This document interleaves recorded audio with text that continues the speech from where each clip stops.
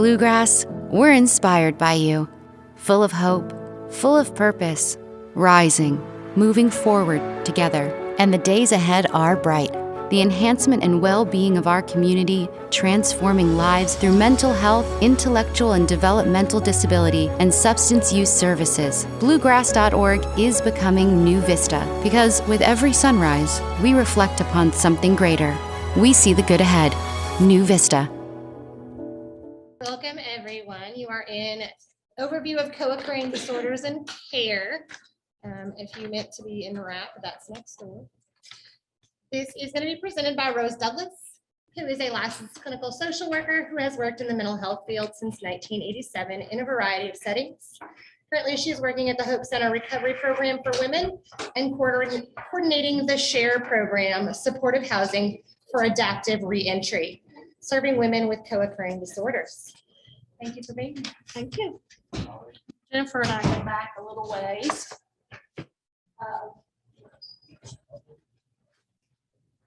So I am very informal. So if you have questions at any point, please let me know, okay? I want to make this as conversational as possible. Okay. What are co-occurring disorders? Mental health and substance use. Yes. Dartmouth EDU defines dual diagnosis is referring to co-occurring disorders or comorbidities. You'll hear that word often too. The term comorbidity describes two or more disorders occurring in the same person. They can occur at the same time or one after another. Comorbidity also implies interactions between the illness that worsens over the course of time. Dual diagnosis is another word you'll hear often in the literature and within our communities. And that is the condition of suffering from a mental illness and a comorbid substance use disorder. There's a lot of debate surrounding the appropriateness of using a single category for a heterogeneous group of individuals that have very complex needs and a varied range of problems. And that's from Wikipedia. In the history of mental health treatment and substance abuse treatment, we used to silo treatment. And what we mean by that is if there was a substance abuse disorder, you had to work on the substance abuse disorder before you worked on the mental health. Or if there was a serious mental health issue, we worked on the mental health issue. And most of the time, our folks didn't get to treatment because of the severity and the range of problems they had. According to the National Institute of Drug Abuse, half the individuals with a substance use disorder may experience a mental health disorder, and half of those with a mental health disorder may experience a substance use disorder. That's a pretty large number, okay? I think most people that have a substance use disorder, just what I've observed over the course of my career, struggle with particularly PTSD and depression and anxiety. Okay. Comorbidities include anxiety disorders, depressive disorders, ADHD or attention deficit hyperactive disorder is another, personality disorders. While substance use and mental health disorders may co-occur, that does not mean one caused the other. They can operate totally independently. The curriculum that we use at the Hope Center Recovery Program for Women in the SHARE program is a Hazelden product called Living in Balance. I think it's excellent. So I am presenting the chapter on co-occurring disorders from that curriculum. Okay, it's great. According to the National Institute on Drug Abuse Research, suggests that there are three possibilities that may explain why mental health and substance use go hand in hand sometimes. One is genetics. Both mental health disorders and substance use disorders have a strong genetic component. If you have family members that suffer with a substance use disorder and or a mental health disorder, it increases the likelihood that you may develop a mental health disorder. Okay. Substance use may be an attempt to alleviate the symptoms that folks are struggling with, particularly anxiety. Okay, I think anxiety is one of the most difficult diagnoses to help folks with. It's miserable to be anxious, isn't it? Yeah. PTSD falls in with a lot of the anxiety symptoms. Okay. Depression. While the drug or the alcohol may temporarily help it, it actually worsens the course of that illness over time. People become more depressed. They become more entrenched in the substance use and the lifestyle. There's more problems that develop because of that. Okay. Substances change the way our brain works. Mental health changes the way our brains work. So over time, the rewarding effects may lessen. Okay, and it make it more likely substance use continues because you need more and more and more to get the same effect. Okay. Third, substance use disorders and substance use may contribute to the development of a mental health disorder. Substances alter the way the brain is structured and the way the brain works. That may increase the likelihood of developing a mental health disorder. A lot of people that use substances develop depressions. Substances can also, in the acute intoxication phase and or withdrawing phase, can produce symptoms consistent with psychosis. Yes. Can alcohol cause depression? It's a central nervous system depressant, is how alcohol is classified. So yes, a lot of people with alcohol use disorders develop severe depressions. Okay, it also depletes your dopamine. Any of the drugs of abuse will deplete dopamine activity in the brain, leading to impairment in sleeping and mood regulation. Okay, what is a substance use disorder?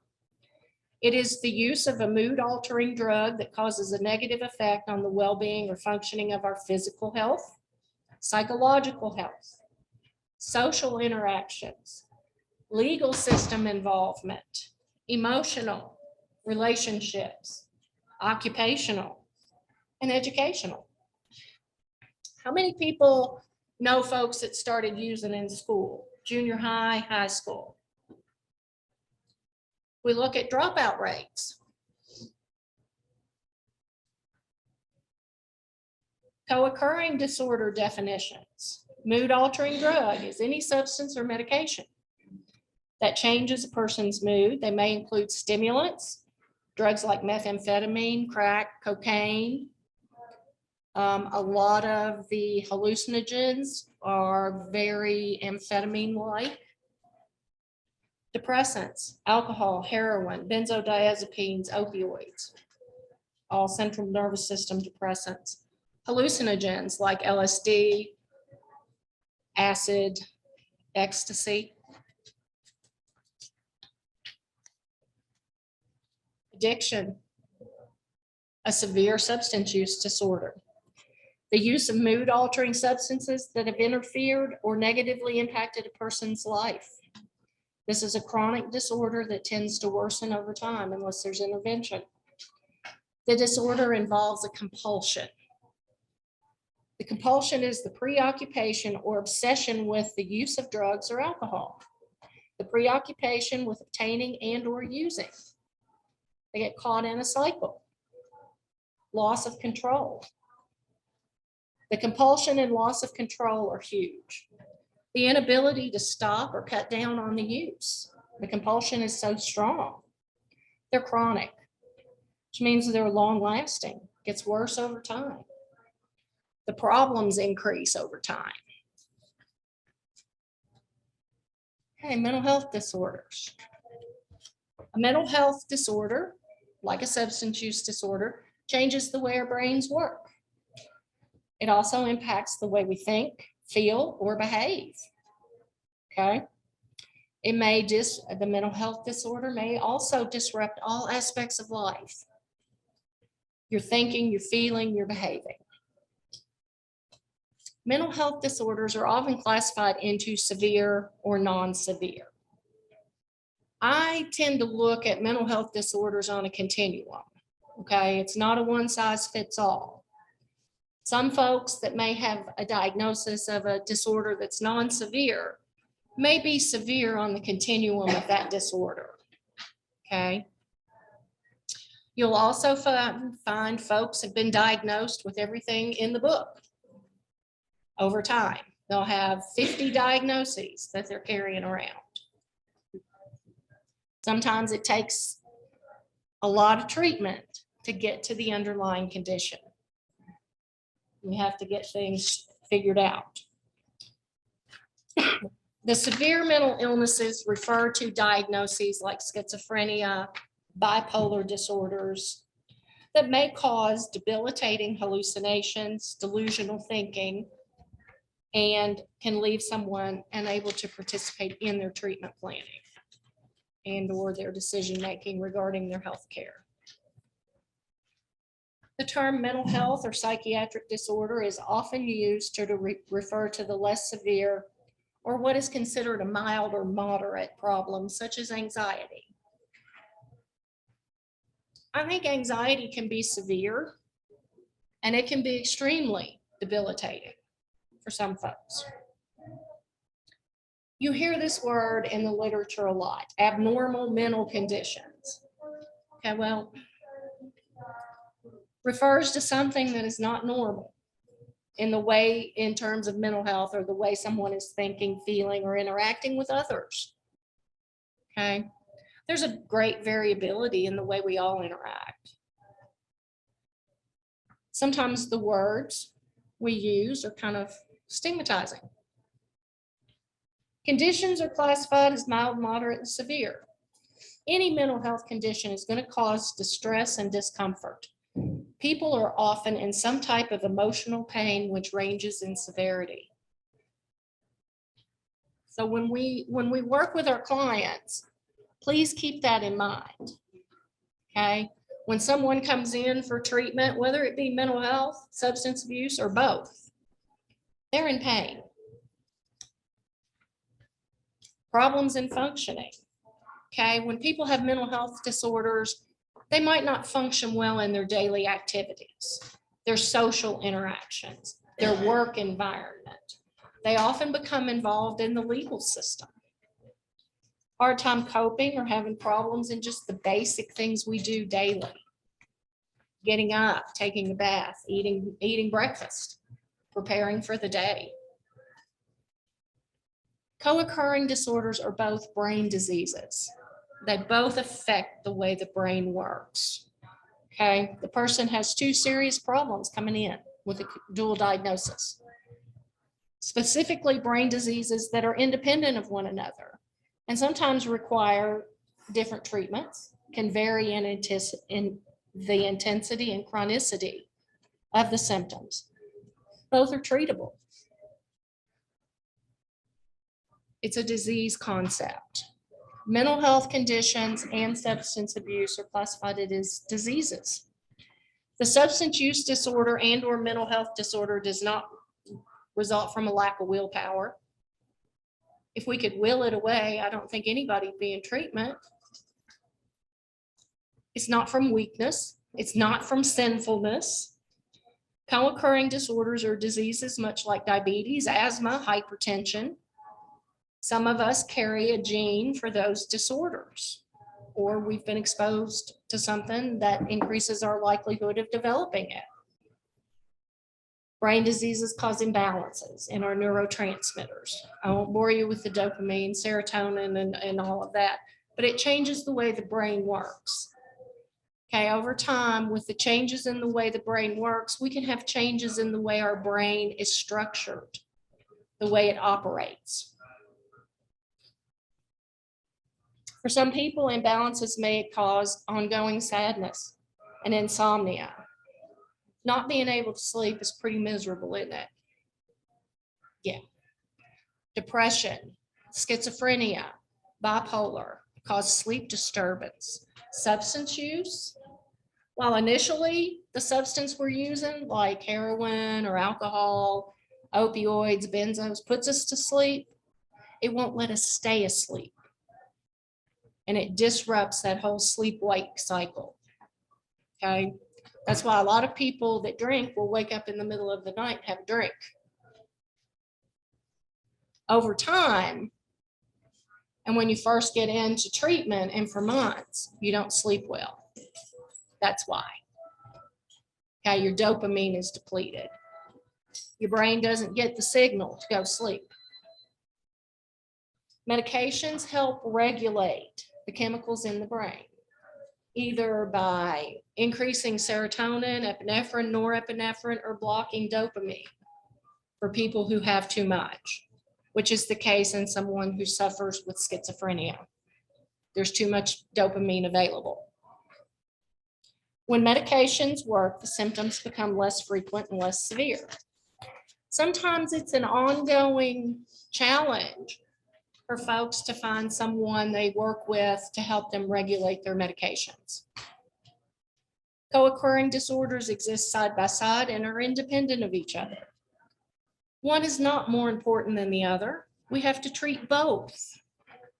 Treating only one disorder, the other disorder is probably going to get worse if we're only looking at one thing. We have to look at the whole person. They vary in intensity and discomfort and the daily functioning.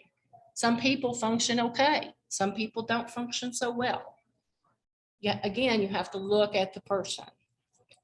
Of note, okay, substance use can cause mental health symptoms. For example, stimulants like cocaine can cause anxiety. Cocaine withdrawal causes a severe depression. Has anyone ever seen that? Someone coming off cocaine. With methamphetamine use, the acute intoxication may produce hallucinations. That's pretty scary. I've heard people describe them as shadow people. The shadow people. Paranoia is very common. Symptoms that may look like a psychotic disorder. Some of these folks can end up in a hospital setting where they get a diagnosis of schizophrenia because of these symptoms. And they get treated for that. Depressive disorders. Everybody feels depressed. It is normal for us to have some depression at times. Situational depressions. We have losses in life. They cause us to be depressed and sad. Our mood kind of has a range, okay? We kind of go up and down all the time. When we go way down and we lose interest, our sleep is impacted, our appetites are impacted, sex drives are impacted, you can't get up. People will often say they have a lack of energy or they feel lazy, lethargic. We want to get somebody in for help with depression. Okay, and a bipolar, people go way up here. Their mood is extremely elevated. They have lots of energy. They don't need to sleep. They're on the go. They're often into a lot of things in a manic episode. They're hypersexual, hyper-talkative, preoccupied sometimes with all kinds of different things. People that are depressed are not lazy. They need help. Bipolar, a lot of people like the mania. If you have this mood disorder and you like to be up and going and hyper energetic and just, they might target a methamphetamine. Bipolar occurs when we have the intensity of mood swings. The mood can vary. Most people have swings in the mood that have bipolar over weeks. Sometimes they'll have a manic episode and then they'll have a depression. And then the mood might even out for a while, and then they'll have another episode where they're depressed or acutely manic. There are seasonal variations in the symptoms. Yes, Miss D.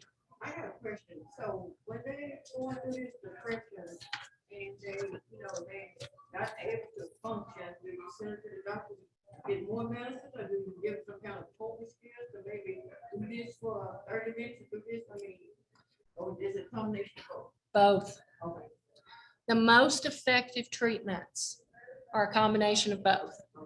Med management and therapy for coping skills, illness management, understanding the illness itself.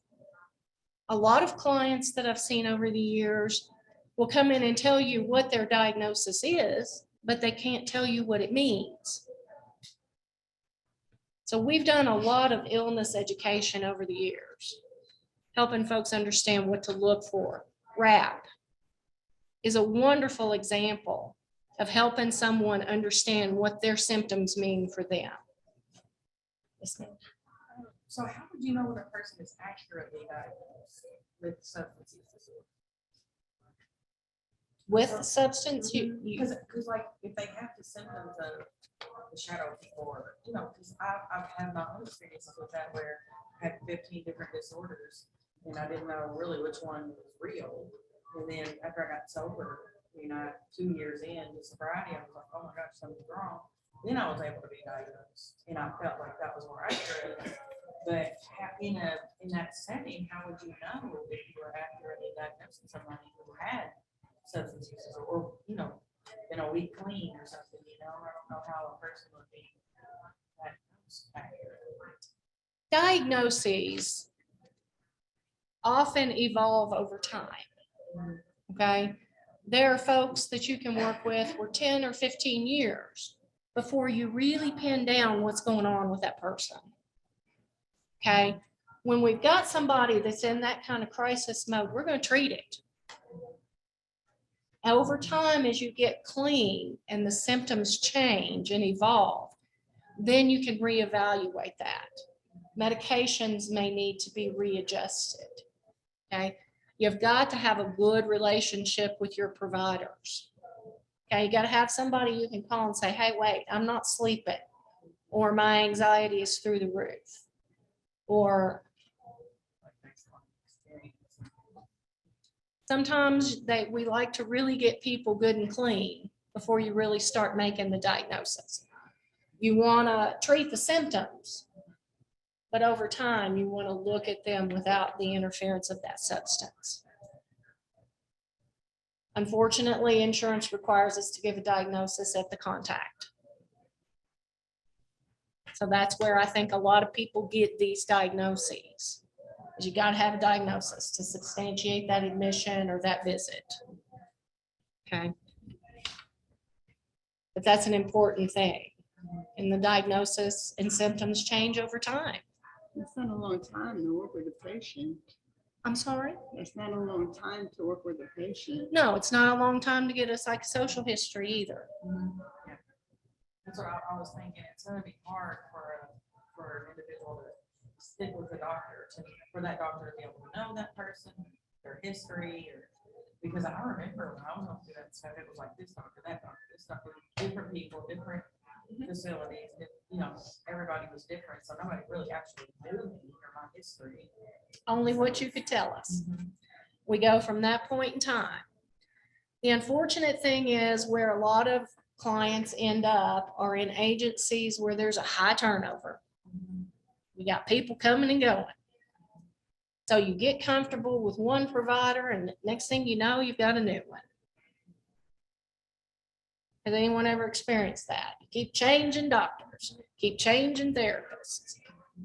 It makes it hard for the clients. And sometimes the old records contain information that's not available that would be very important that we don't think to tell them. Also, although it's not in here, medical conditions can impact mental health and substance use conditions as well. If you've got someone with a severe medical disorder, it may cause symptoms in their mental health functioning. Sometimes people with UTIs can develop psychosis or a urinary tract infection, especially older adults. So you want to be cognizant of a physical health history as well. Anxiety disorders. Folks that come in that are highly anxious break my heart because I just want to help them so bad. We all experience anxiety. Anxiety is a normal part of life. Anxiety is that fight or flight reflex that keeps us safe, lets us know when there's danger. However, it can become on, creating that anxiety. Okay. People with anxiety disorders have severe and debilitating anxiety, are often restless, on edge, irritable. Okay, you can also be irritable with a mood disorder, depression, or bipolar, irritable with anxiety, irritable with substance abuse. So irritability is something we really look for. They may tire easily. If your autonomic nervous system is on all the time and you're waiting for that next danger, you're going to be exhausted after a while. They have trouble with focus and concentration. Have you ever been in a room with a really anxious person that's like, you know, there's a squirrel? Yes. I've seen, yeah, well, Yeah. People are just ready to jump out of their skin sometimes. You have to, you know, really help them calm down a little bit in order to focus on getting their histories. They definitely have trouble with sleeping. The brain is still on. It won't let you sleep. It's waiting for something. People with anxiety are often classified into two categories now. Phobias are irrational fears or avoidance of an object or a situation. And I think most people have a phobia. Okay, spiders, snakes, bugs, you know. Some people develop really severe phobias around just everyday things, and they'll avoid it. And it really limits their life. Panic attacks. That's what happens when a person experiences intense fear. Their anxiety even further elevates. They feel like there's impending doom, that they're going to die. Some people have said, I feel like I'm going crazy when they describe it. Physical symptoms. People may have shortness of breath. They'll often pant. You'll see people just breathe from right here, like, and they can't get a deep breath. what page you on? 10, bottom of 10. They may shake, their hearts race, their blood pressure elevates. Okay, their autonomic nervous system is just firing adrenaline. Their mouth goes dry. They may say they have chest discomfort. A lot of people think they're having a heart attack if they're having a panic attack, particularly someone that this is their first panic attack. Most everybody at some point in their life has had a panic attack. And it is very scary for that person. PTSD, or post-traumatic stress disorder. I think this is something we really see a lot of in substance abuse treatment. The trauma histories are severe and complex. There's lots of just layers of trauma. And I think people find it hard to talk about it. PTSD is classified as an anxiety disorder. However, I think it's a lot more severe. Any trauma is a physical or psychological, an emotional or physical injury from exposure to an extremely stressful or overwhelming situation or experience. An overwhelming experience is any event or situation that causes intense fear, helplessness, or horror. So it may be different for everybody. Half of this room might be exposed. Okay, we've got an event and we're all exposed to it. Half of us may develop PTSD symptoms, half of us might not. We don't know exactly why some folks develop a full-blown PTSD. It's as individual as you are, okay? The disorder is characterized by the person experiencing the overwhelming traumatic event, and then they develop symptoms, okay? Because there's not a way for them to really process what they've seen, witnessed, lived through, and it can range. And in all different types of events can be classified as traumatic. The loss of a loved one can be very traumatic. Coming upon a car crash can be traumatic. Sexual abuse, physical abuse, intimate partner abuse, things that happen when you're out in the madness are all traumatic events. So there's this complexity over time. A lot of people grow up in traumatic lives. It starts very early. There's a re-experiencing of that event or the trauma. The person may experience dreams or nightmares. People with PTSD are also on all the time. They are engaged in that fight or flight. They don't sleep well. They fear the nightmares. Even though they won't talk about it, their brain sends them images and flashbacks of that event. The brain's trying to process the event. So these thoughts and images or flashbacks keep recurring, even though the person doesn't want the thoughts. And they fight to keep them out of there. Okay. There's intense anxiety from things that resemble the event. Have you ever seen somebody, if someone comes up on them too fast and their reaction? Physical symptoms of fear. That varies for all of us, but fear will cause a feeling in your stomach. Your heart races, very much like anxiety. Sensitive to different noises or a smell or something Yes. can cause a problem, or what the event that you have been going through, like people in the military. Absolutely. Scent is a powerful trigger. Sound is a powerful trigger. A lot of times people associate certain music with the event or a certain smell. For sexual abuse survivors, cologne is often a big trigger. They may smell something that reminds them of it, or a soap scent, some kind of scent. Insomnia, anger and irritability, poor concentration. People with PTSD are always alert.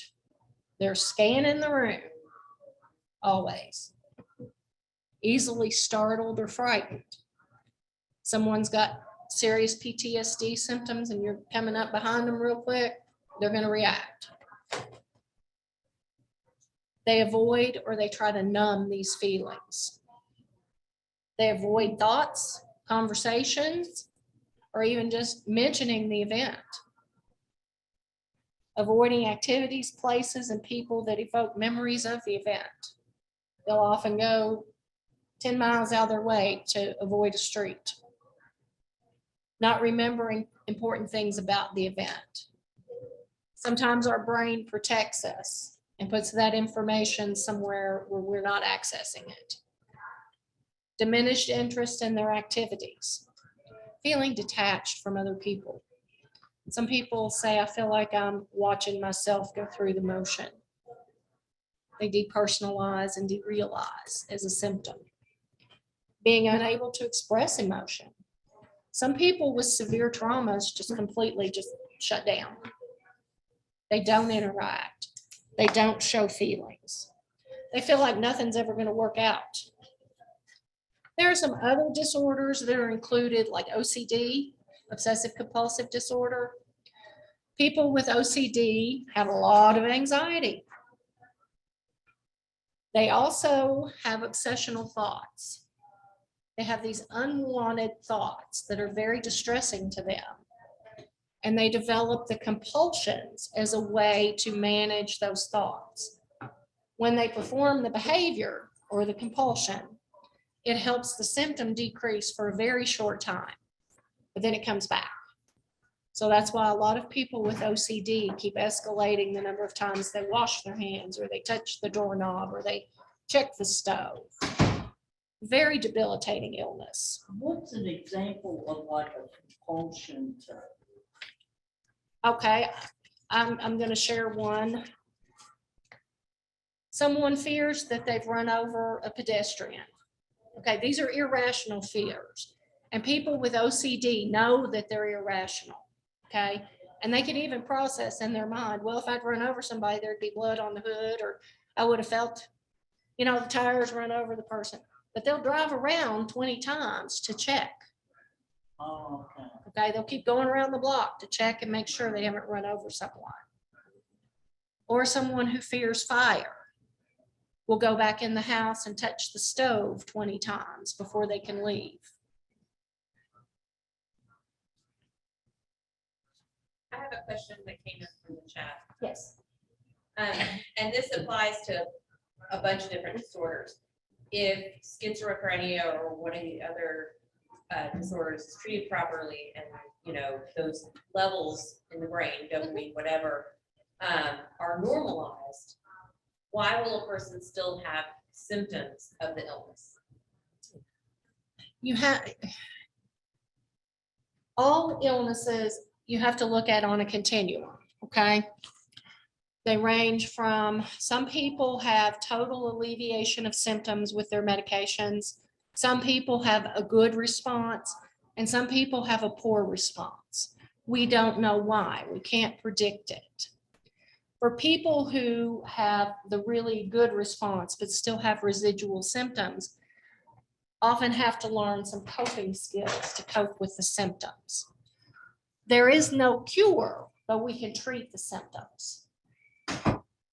And that's a really important thing, is helping people. The RAP is one of the best programs to help people cope with their mental health symptoms. What skills work for you when you're having this? Relapse planning is a big component of substance abuse. Okay, when you get these triggers, when you get these urges, what are you going to do? So that's why the treatment has to be twofold. Okay. Yes, ma'am. My psychiatrist is having a difficult time seeing if it is either hypervigilance or if it's a form of like psychosis. Do you have a defining line between those two? A psychosis is characterized by the presence of hallucinations and delusions. Okay. Impairs the way we think, feel, behave, and interact. People with hypervigilance are always just on. Anxiety will produce in some people misperceptions of their environment. If they're so worked up, they may see a shadow out of their eye, okay? But someone who's hallucinating is going to hear things, see things, feel things. They may smell or taste things, okay? And they are very real to that person. Does that help? Yes. Okay. Okay, we have to treat the whole person, okay? We have a lot more medications. Mental health medications have come a long way. Medication-assisted treatments and substance use have come a long way. Psychological interventions, they're coming a long way, okay? So we want to treat. I gave some definitions. I know we're short on time, but I wanted to have your takeaway be, both these disorders are treatable, okay? Co-occurring disorders are independent of one another. They must be treated with targeted treatments. One does not cause the other. There is no primary diagnosis. Co-occurring disorders are chronic They can be relapsing. People may experience relapses of their mental health and or their substance use. Relapse is not a sign of failure. Okay? Treatment for one disorder will often help the other disorder, but we got to come at it and treat both disorders. Any questions?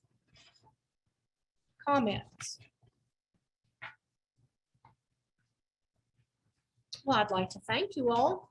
Thank you for the time. Okay, so the question from the chat is what happens when you have someone fight over which to treat first, the SUD or the co-occurring disorder? That is a huge question. That happens a lot. You will get clients who have been bounced back and forth. The more I do this, the more I think we have to treat both. If someone's in an acute psychotic episode, we got to stabilize that, okay? But we want to treat both at the same time. We're now beginning to take treatment out of the silo. Where, okay, well, that's substance use. Okay, you go get treated over here, or that's mental health, you go get treated over here. We got to bring them together. And I think we're becoming more versed in that. Okay, so there's a follow-up. How do you advocate for that? So if you are a peer helping somebody, or it's yourself, how do you advocate for the treatment being cohesive? Tell them Rose Douglas told you. Yeah, name drop Rose Douglas. No. I'm actually retired from the mental health system. You gotta just keep pushing, okay? You can also start doing some self-help stuff for yourself in this situation. DTR, I love it. Double trouble in recovery, okay? Go to your psychiatrist, go to a treatment center. A lot more treatment centers are now offering psychiatrists in-house. They're coming to the clients now. Advocate. Talk. I need this. Schedule it for yourself. One of the best things you can do is call member services, behavioral health on the back of your insurance card if someone has Medicaid. And tell them, I need help finding a dual diagnosis treatment provider. A lot of therapists nowadays are doing both. Whereas in the old days, mental health, substance use. Now we see it much more as people as a whole. Any other questions? We're good on here. Okay, I'd like to thank you. Rose.